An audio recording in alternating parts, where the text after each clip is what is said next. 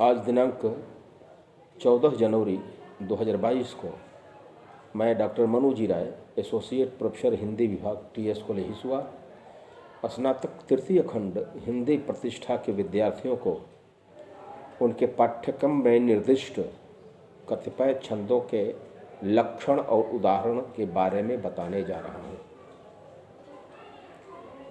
हमारे विद्यार्थियों, छंद कविता के लिए एक आवश्यक और अपरिहार्य बंधन था, जिसके चलते कविता के रस की प्राप्ति होती थी। जिस प्रकार गाय को दूहते समय उसके पिछले पैरों को बांधा जाता है छांद से, वह छांद छंद का ही तद्भव रूप है। तदनुकूल ही कविता के रस की प्राप्ति के लिए अपरिहार्य रूप से निर्दिष्ट किया गया था कि छंदोबद्ध कविता ही स्वीकार होगी। और आदि काल से लेकर के छायावाद तक किसी न किसी छंद के माध्यम से ही कविताओं का सृजन हुआ। तो मैं आज आरंभ कर रहा हूं छंदों के लक्षण और उदाहरण के बारे में। हमारे विद्यार्थी ध्यान दें, एक सूत्र है,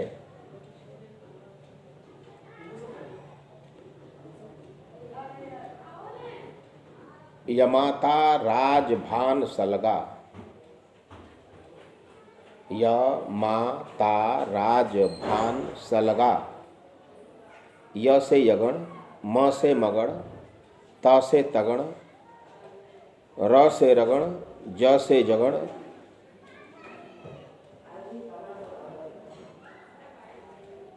भ से भगण, न से नगण, स से सगण। ये जो हैं वे उस सूत्र के याद करने पर निर्दिष्ट हो जाते हैं कि कहाँ दो मात्रा का प्रयोग है, कहाँ एक मात्रा का।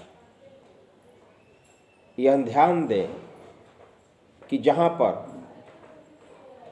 कोई मात्रा प्रयुक्त नहीं हो या ह्रस्व मात्रा प्रयुक्त हो या चंद्र बिंदु हो या द्वित्व व्यंजन हो या संयुक्त व्यंजन हो, वहाँ पर एक ही मात्रा होगी। लेकिन जहाँ पर कोई दीर्घ मात्रा का प्रयोग हो या किसी अन्य मात्रा का प्रयोग हो, यहाँ तक कि अनुस्वार का भी प्रयोग हो, तो वहाँ पर दो मात्रा होगी। तो जहाँ पर मात्रा की गणना होती है उसे मात्रिक छंद कहते हैं, और जहाँ पर वर्णों की गणना होती है उसे वर्णिक छंद कहते हैं। तो मैं सबसे पहले आप लोगों को मात्रिक छंदों के बारे में ही बताने जा रहा हूँ। सबसे पहला छंद है चौपाई। चौपाई यानी चार पाई। चार पाई में क्या होता है? चारों पैर उसके बराबर होते हैं। एक पैर यदि लंबा हो जाएगा तो उस चौपाई पर बैठना मुश्किल हो जाएगा।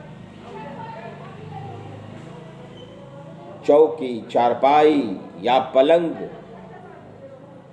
के पैरों की ऊंचाई समान होती है। तो चौपाई छंद में भी यही विशेषता होती है। उसका लक्षण है, चौपाई एक सममात्रिक छंद है जिसके चार चरण होते हैं और इसके प्रत्येक चरण में 16-16 मात्राएं अर्थात कुल मिलाकर के 64 मात्राएं होती हैं। इसको एक वाक्य में यदि प्रयुक्त करना हो तो यह कहा जाएगा की चौपाई 4 चरणों का एक सममात्रिक छंद है, जिसके प्रत्येक चरण में 16-16 मात्राएं अर्थात कुल मिलाकर के 64 मात्राएं होती हैं। यह जो लक्षण है वह पूर्ण हुआ। पहली शर्त कि चौपाई के 4 चरण होंगे। दूसरी शर्त कि प्रत्येक चरण में 16-16 मात्राएं होंगी। चूंकि चारों चरणों में 16-16 मात्राएं हैं, इसलिए इसे सममात्रिक छंद कहा जाएगा। चूंकि 4 चरण हैं, इसलिए कुल मात्राएं हो जाती हैं 64। आप पूरे रामचरितमानस या पद्मावत से 4 चरणों को ले लीजिए। प्रत्येक चरण में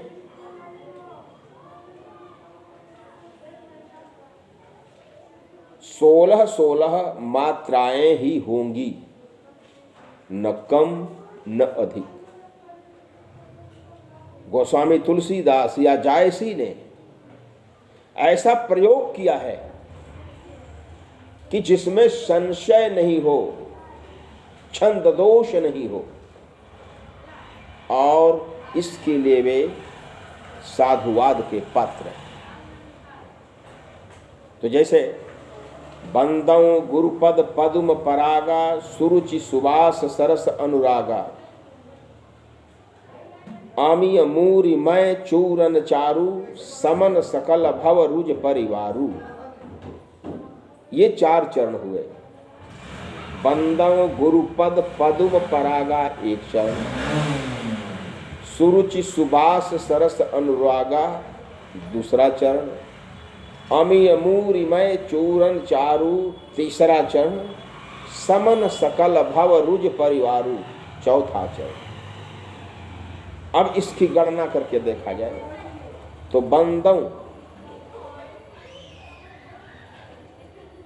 बंदौ में बंद पर अनुस्वार है, इसलिए 2 मात्रा, द में 1 मात्रा और ऊ चंद्र बिंदु है, इसलिए 1 मात्रा। कुल मिलाकर के 4 मात्राएं होंगी।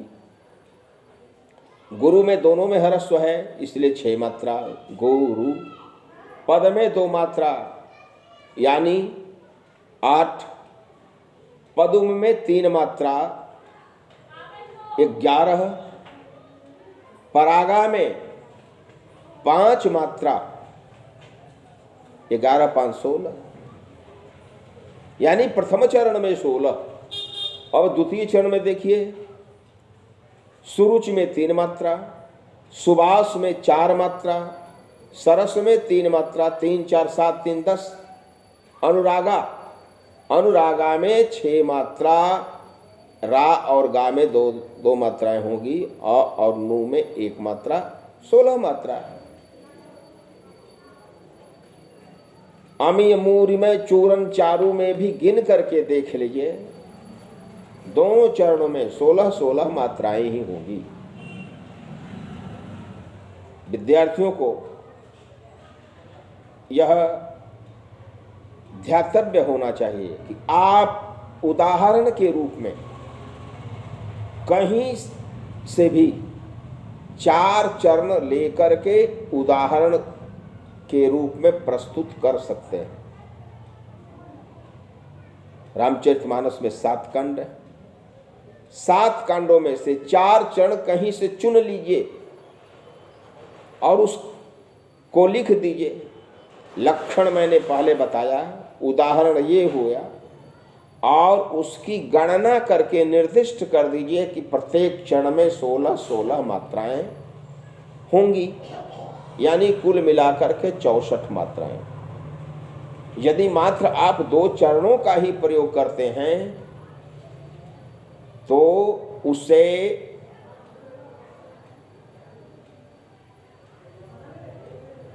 लोक जीवन में प्रचलित अर्धाली के रूप में कहा जाएगा, जबकि छंद के रूप में अर्धाली का कहीं भी उल्लेख नहीं। यह मात्र प्रयोग में आ रहा है कि 2 चरणों को अर्धाली कहेंगे और 4 चरणों को चौपाई कहेंगे, लेकिन छंद शास्त्र में कहीं भी अर्धाली छंद का प्रयोग नहीं हुआ। इसलिए हमारे विद्यार्थी यह ध्यान दें कि चौपाई 4 चरणों का एक सममात्रिक छंद है, जिसके प्रत्येक चरण में 16-16 और कुल मिलाकर के 64 मात्राएं होती हैं। ये हो गया चौपाई का लक्षण और उदाहरण। जो उदाहरण दिया जा रहा है उस उदाहरण के अंत में कवि का नाम देना चाहिए। तो यदि रामचरितमानस से दे रहे हैं तो उसके लिए चौपाई के अंत में कवि का नाम यानी तुलसीदास आप लिख सकते हैं, लिखना चाहिए भी। यदि आपको पद्मावत का उदाहरण देना है तो हम मलिक मोहम्मद जायसी दे सकते हैं या जायसी दे सकते हैं।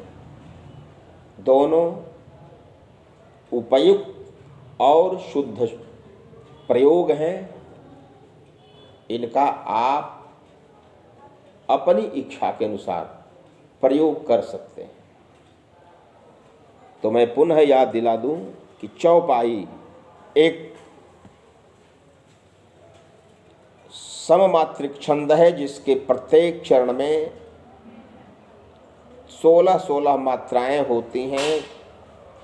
इसके 4 चरण होते हैं और कुल मिलाकर के 64 मात्राएं होती हैं। जैसे बंदों गुरुपद पद्म परागा, सुरुचि सुबास सरस अनुरागा, अमीय मूरि मय चूरन चारु, समन सकल भव रुज परिवारु। अब दूसरा छंद, दूसरे छंद के रूप में आप दोहा ले सकते हैं। दोहा प्रबंध काव्य में पहले दोहा और चौपाई का ही प्रयोग होता था। दोहा चौपाई का एक सहयोगी छंद रहा है। रामचरितमानस में चौपाई और दोहा का अधिकांश प्रयोग हुआ है। अन्य छंद कम ही प्रयुक्त हुए हैं, कतिपय सोरठे हैं, कुछ अन्य छंद हैं, लेकिन दोहा और चौपाई में वह प्रबंध काव्य लिखा गया है। पद्मावत भी दोहा और चौपाई में ही है। और प्राचीन काल के, खास करके भक्ति काल के जो भी प्रबंध काव्य हैं, जो अवधि में लिखे गए, उनकी छंद योजना दोहा और चौपाई के संयुक्त प्रयोग से हुई है। तो दोहा 4 चरणों का एक अर्ध सममात्रिक छंद है। अब देखिए, पहले जो मैंने बताया कि चौपाई 4 चरणों का सममात्रिक छंद है, यानी चारों चरण में बराबर बराबर मात्राएं होंगी। लेकिन अब मैं दोहे के बारे में जो बता रहा हूं, तो दोहा एक अर्ध सममात्रिक छंद है, जिसके प्रथम और तृतीय चरण में 13-13 और द्वितीय और चतुर्थ चरण में 11-11 मात्राएं होती हैं। 13-11, 13-11। तो समानता कहाँ है? अर्ध सममात्रिक छंद इसलिए है कि पहला और तृतीय चरण बराबर होंगे, दूसरा और चतुर्थ चरण बराबर होंगे। तो 13-11, 13-11 के संयोग से देखा जाए तो 2 चरणों को मिलाकर के 24 और चारों चरणों को मिलाकर के 48 मात्राएं हो जाती हैं। उदाहरण के रूप में आप कोई भी दोहा प्रयुक्त कर सकते हैं। कनक कनक ते सौगुनी मादकता अधिकाय, उही खाए बौरात नर इही पाए बौराए। तो कनक कनक यानी 3 3 6 मात्रा, ते में 2 मात्रा,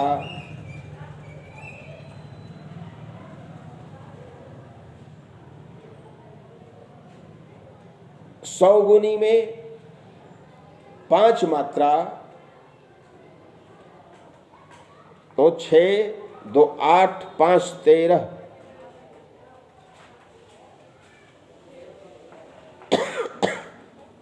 कनक कनक ते सौगुनी, कनक 3, कनक 3 6, ते में 2 8,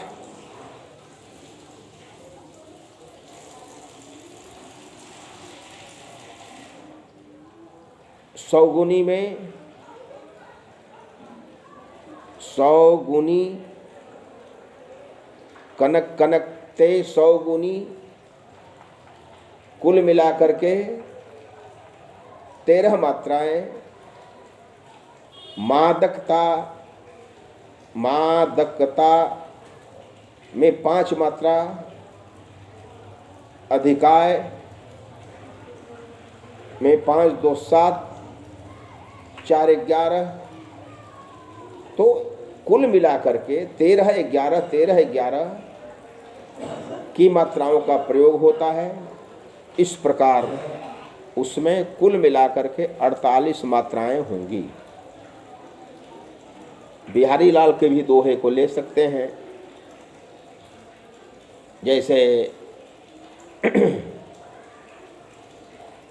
तुलसीदास का भी दोहा लिया जा सकता है।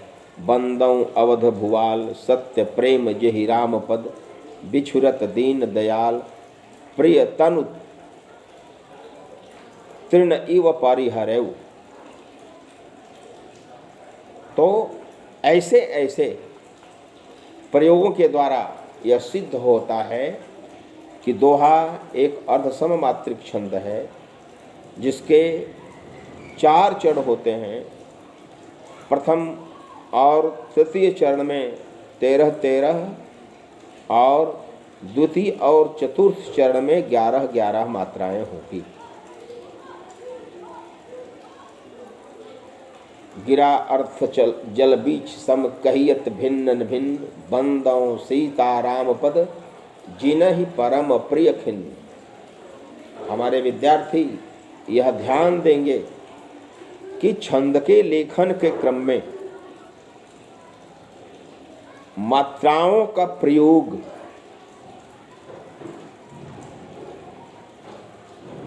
शुद्ध रूप में करें, नहीं तो मात्रा या तो घट जाएगी या बढ़ जाएगी, अर्थात आपका उदाहरण अशुद्ध होगा। छंद का लक्षण और उदाहरण यदि पूर्णतः शुद्ध है तो पूर्णांक की प्राप्ति होती है। यानी 10 अंक का है, एक ही छंद लिखना है तो 10 में 10 मिलेंगे, और लक्षण या उदाहरण में दोष हो जाए तो 10 अंक की प्राप्ति नहीं होगी। कुछ अंक कट सकते हैं जो आपकी अशुद्धि पर निर्भर करते हैं। इसलिए यह हमारे विद्यार्थी ध्यान दें कि दोहा एक अर्धसममात्रिक छंद है, जिसके 4 चरण होते हैं। द्वितीय और चतुर्थ चरण में 11 11 मात्राएं, प्रथम और तृतीय चरण में 13 13 मात्राएं होती हैं। कुल मिलाकर के 48 मात्राएं होती हैं। इसी ढंग से सोरठा को लिया जाए तो दोहा और सोरठा में एकदम उल्टा प्रयोग होता है। दोहा में 13 11 13 11 का प्रयोग हुआ, सोरठा में 11 13 11 13 का प्रयोग होता है, यानी सोरठा दोहे के समान ही एक अर्ध सममात्रिक छंद है, जिसके प्रथम और तृतीय चरण में 11 11 मात्राएं और द्वितीय चरण में 13 13 मात्राएं होती हैं। सम 13 विषमेश दोहा उल्टे सोरठा, यानी सम में 13 मात्रा, विषम में 11 11 मात्रा, अर्थात प्रथम और तृतीय चरण में 11 11 मात्राएं और द्वितीय और चतुर्थ चरण में 13 13 मात्राएं होंगी, अर्थात 11 13 11 13 का प्रयोग होता है। इसलिए दोहा के उल्टे सोरठा का प्रयोग माना जाता है। दोहा में द्वितीय और चतुर्थ चरण में तुक का मेल होता है।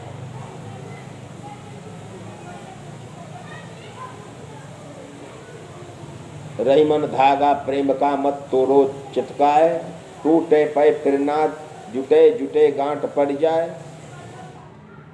तो चटकाए और पड़ जाए में तुक का मेल है, अर्थात द्वितीय और चतुर्थ चरण में तुक का मेल होता है। इसी के उल्टे यदि देखा जाए तो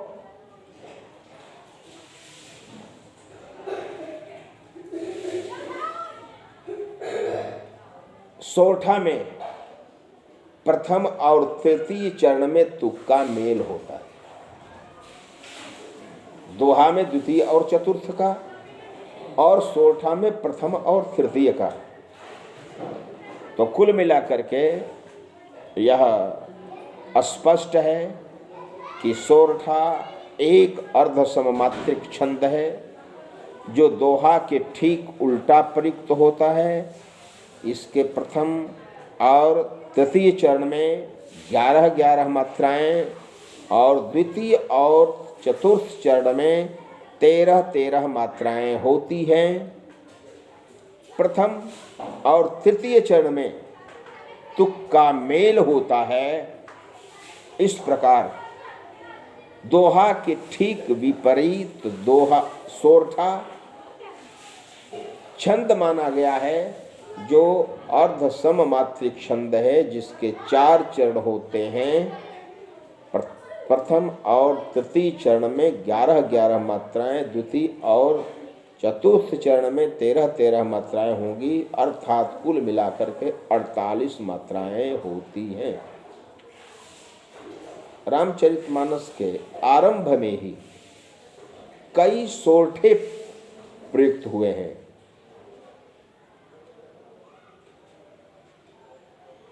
उसमें से किसी सोरठा का आप प्रयोग उदाहरण के रूप में कर सकते हैं। जय स्मिरत सिद्धि होय गणनायक करिवर बदन, करौ अनुग्रह सोय बुद्धिरास शुभ गुण सदन। मूक होय बाचाल पंगु चढ़य गिरिवर गहन, जासु कृपा सुदयाल द्रवौ सकल कलिमल दहन। ये जो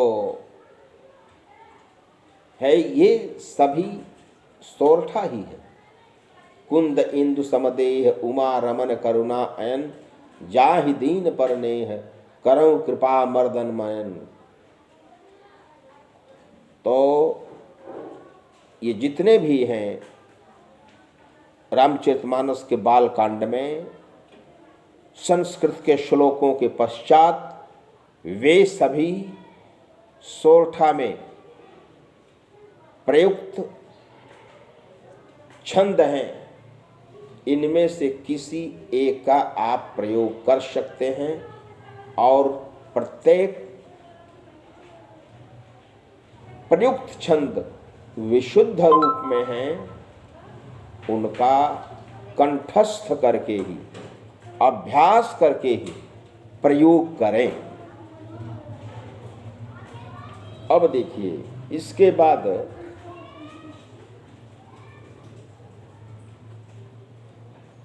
एक बरवय छंद है।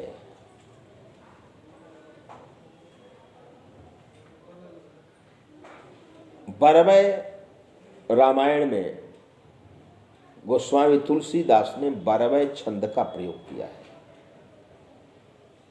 उन्होंने कई पुस्तकों की रचना छंद के आधार पर की। दोहावली में दोहा छंद, कवितावली में कवित्व छंद, बरवय रामायण में बरवय छंद। तो बरवय छंद के भी बारे में देखा जाए तो बरवय 4 चरणों का एक अर्ध सममात्रिक छंद है, जिसके 4 चरण होते हैं और उन चरणों में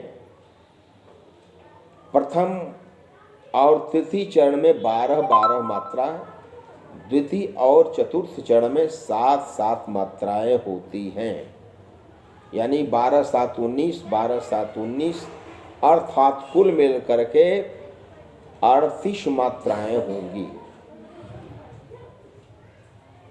पुनः इसका श्रवण किया जाए। बरवय एक अर्ध सममात्रिक छंद है, जिसके 4 चरण होते हैं।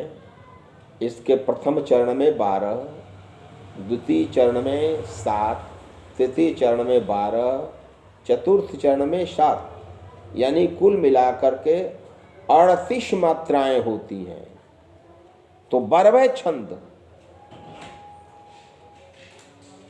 में कुल मिलाकर के 38 मात्राएं होंगी।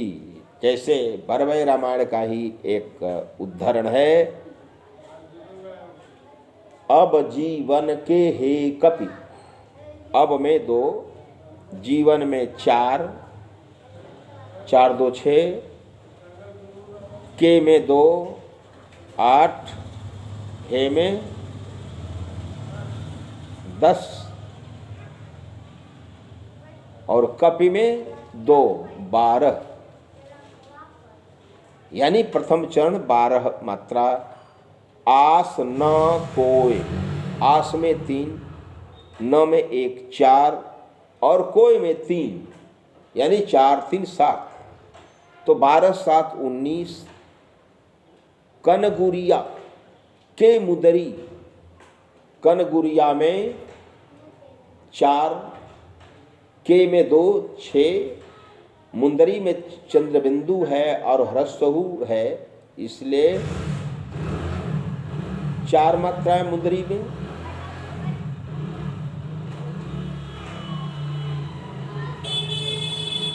कंगन में, कंग में बिंदु है तो कंगन में 4 और होय में 3, तो 4-3 7। यानी बरवय छंद एक अर्ध सममात्रिक छंद है। इसके 4 चरण होते हैं। प्रथम और तृतीय चरण में अर्थात विषम चरणों में 12-12 मात्राएं, सम चरणों अर्थात द्वितीय और चतुर्थ चरण में 7-7 मात्राएं होती हैं। अर्थात कुल मिलाकर के 38 मात्राएं होती हैं।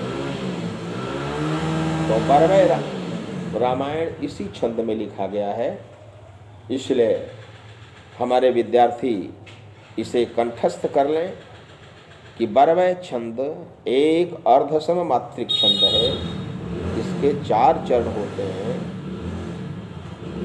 प्रथम और तृतीय चरण में 12-12 मात्राएं, द्वितीय और चतुर्थ चरण में 7-7 मात्राएं होती हैं और दोहे के समान ही इसके द्वितीय और चतुर्थ चरण में तुक का मेल होता है।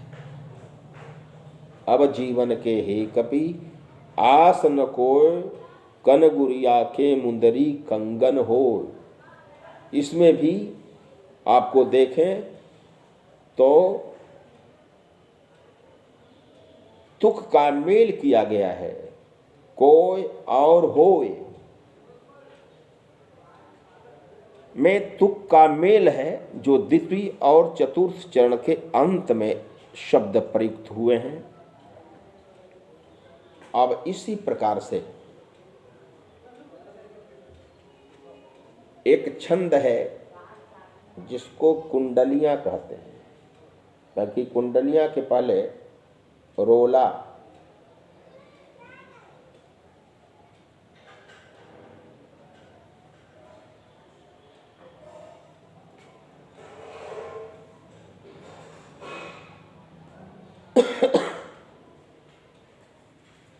रोला के 4 चरण होते हैं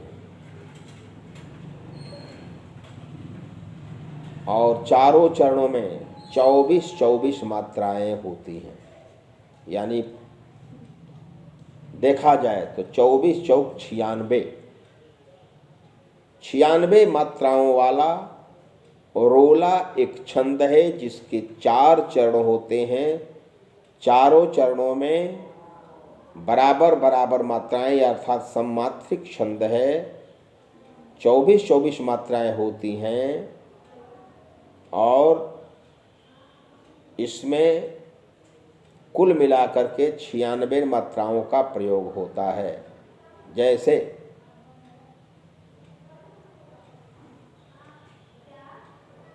नव उज्ज्वल जलधार हार हीरकसी पोहति, बिच बिच छहरति बूंद मध्य मुक्ता मन सोहति, लोल लहर लहि पवन एक पै इखि इम आवत, जिमि नरगन मन विविध मनोरथ करत मिटावत। यह काशी की गंगा की छवि का वर्णन हुआ है इस छंद में। भारतेंदु हरिश्चंद्र की रचित रचना है। तो इसमें रोला शब्द छंद का प्रयोग हुआ है। रोला एक सममात्रिक छंद है जिसके 4 चरण होते हैं। प्रत्येक चरण में 24-24 मात्राएं होती है, अर्थात कुल मिलाकर के 96 मात्राएं होंगी और 96 मात्राओं वाला यह छंद एक विशिष्ट छंद है, मात्रिक छंद है, 4 चरणों वाला छंद है और उसके चारों चरणों के अंत में तुक का मेल होता है। जैसे नव उज्ज्वल जलधार हार ही रक्षी सोहती, मद बिच बिच शहरत बूंद मत्य मुक्ता मणि पोहती, लोल लहर लहि पवन एक पै इक इमि आवत, जिमि नरगन मन विविध मनोरथ करत मिटावत। तो हर जगह प्रत्येक क्षण के अंत में तुक का मेल होता है, इसलिए इसे सममात्रिक छंद कहेंगे।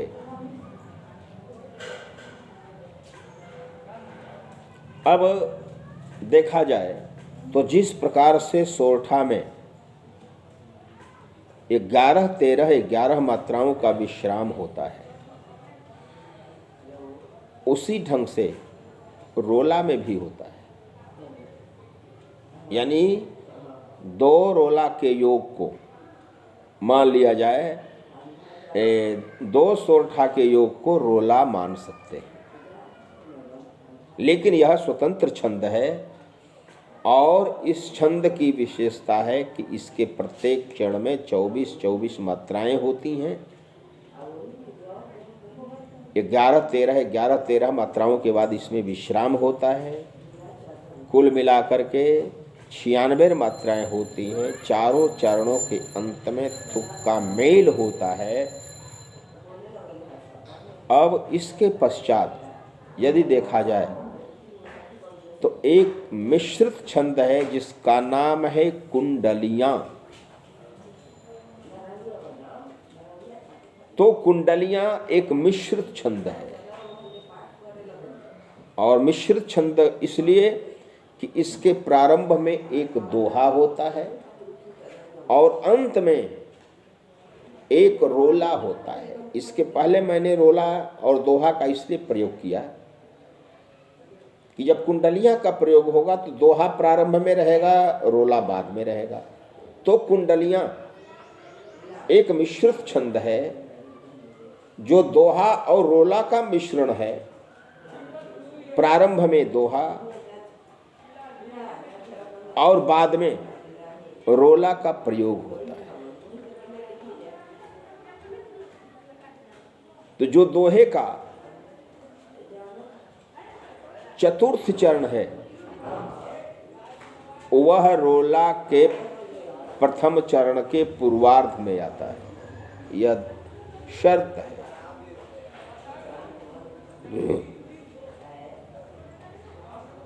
दोहे का चतुर्थ चरण रोला के प्रथम चरण के पूर्वार्ध में आता है, पहली शर्त। दूसरी शर्त, दोहे का जो प्रथम शब्द है या कुंडलिया छंद का जो प्रथम शब्द है वह कुंडलिया छंद का अंतिम शब्द होता है, या दोहे का प्रथम शब्द और रोले का अंतिम शब्द होता है, जिस रूप में इसे स्वीकार किया जाए। इसके पांचवें चरण में प्रायः कवि का नाम होता है। तो कुंडलियां जो छंद है, पहली शर्त की यह मिश्रित छंद है। दूसरी शर्त कि कुंडलियां छंद में पहले दोहा प्रयुक्त होता है, उसके बाद रोला। दोहा और रोला का मिश्रित छंद है। चूंकि दोहा में 13-11 मात्राओं का प्रयोग होता है और रोला में 11-13 का प्रयोग होता है। तो चूंकि इसके 6 चरण होते हैं तो 6 चरण के चलते प्रत्येक चरण में 24 मात्राएं होंगी। इस प्रकार से कुल मिलाकर के 144 मात्राएं होती हैं। दोहे का प्रथम शब्द रोला का अंतिम शब्द होता है। दोहे का चतुर्थ चरण रोले के प्रथम चरण के पूर्वार्ध में प्रयुक्त होता है। इसके पांचवें चरण में प्रायः कवि का नाम होता है। इस प्रकार जो कुंडलियां हैं वह एक मिश्रित छंद है दोहा और रोला का। इसके कुल मिलाकर के 6 चरण होते हैं। 6 चरणों में कुल मिलाकर के 24 मात्राएं प्रत्येक चरण में। इस प्रकार 6 चरणों में मिलाकर के 144 मात्राएं होती हैं। इसके चतुर्थ चरण दोहे के चतुर्थ चरण की पुनरावृत्ति रोले के प्रथम चरण के पूर्वार्ध में होती है। इसके 5वें चरण में प्रायः कवि का नाम रहता है और दोहे का प्रथम शब्द छंद का अंतिम शब्द होता है। इस प्रकार कुंडलियों छंद का प्रयोग यदि देखा जाए तो गिरधर कवि ने कुंडलियां छंद का ज्यादा प्रयोग किया है और उनके इस छंद में देखा जाए तो दौलत पाए न कीजिए सपने में अभिमान, चंचल जल दिन चारि को ठाउन रहत निदान। दोहा का प्रथम शब्द आया दौलत दोहे के चतुर्थ चरण का है ठाउन रहत निदान।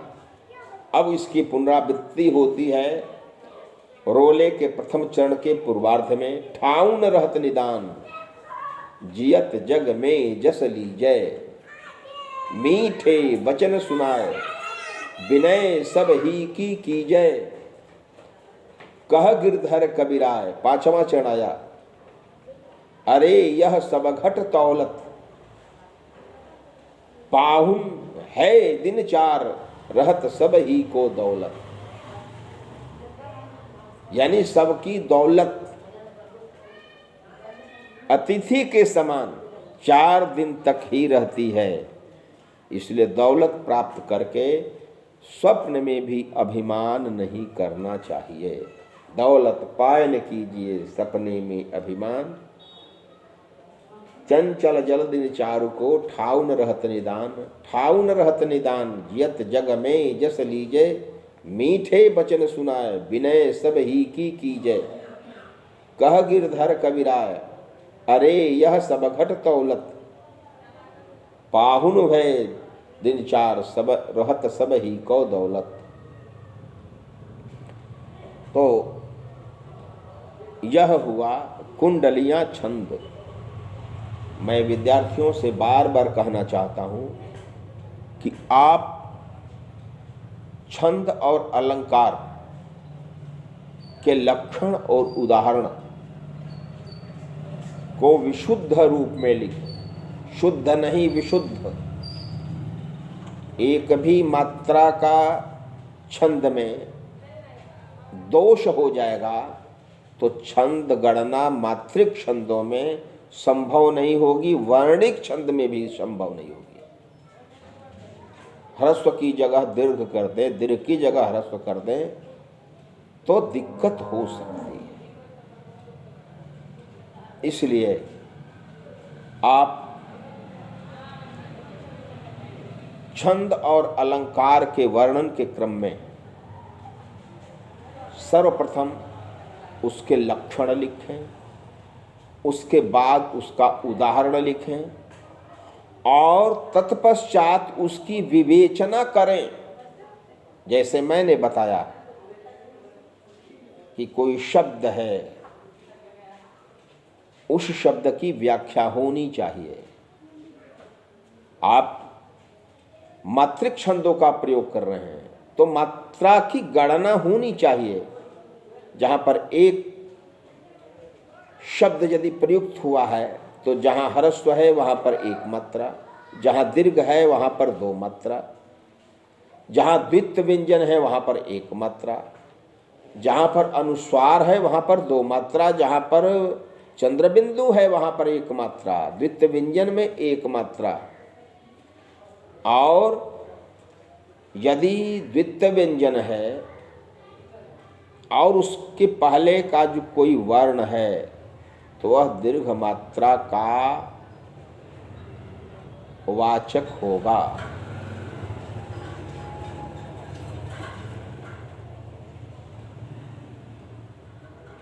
कभी भी द्वित्व व्यंजन या संयुक्त व्यंजन के पहले के वर्ण को यदि वह 1 मात्रा का है तो उसे 1 मात्रा में नहीं बल्कि 2 मात्रा के रूप में जाने।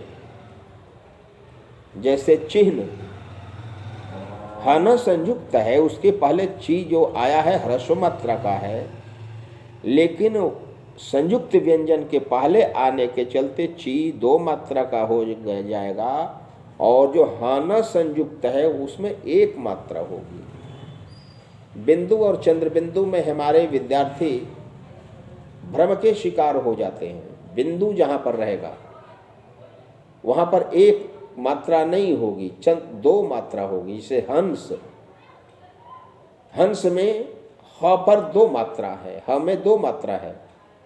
और हंस, हंस में तो 2 मात्रा होगी लेकिन हंस रहा है। और क्रियार्थ में यदि हंस शब्द आया है तो ह में 1 मात्रा होगी, इसलिए कि ह चंद्रबिंदु वाला है और हंस बिंदु वाला है। इस दृष्टि से हमारे विद्यार्थी इन दोषों से बचने का प्रयास करें। यह गणितीय सुविधा वाला है छंद और अलंकार, जो पूर्ण रूप से शुद्ध लक्षण का प्रयोग कर दे, उसकी व्याख्या कर दे शुद्ध रूप से, तो वह पूर्णांक प्राप्त करने का अधिकारी हो जाता है। अभी लॉकडाउन में आप लोगों का ऑनलाइन क्लास ही होगा। हम लोग एक जगह वर्ग में आपको अध्यापन नहीं कर सकते, कोरोना का संक्रमण चल रहा है। अपने को बचना है, अपने को भी बचाना है, दूसरे को भी बचाना है। स्वस्थ रहें, सानंद रहें।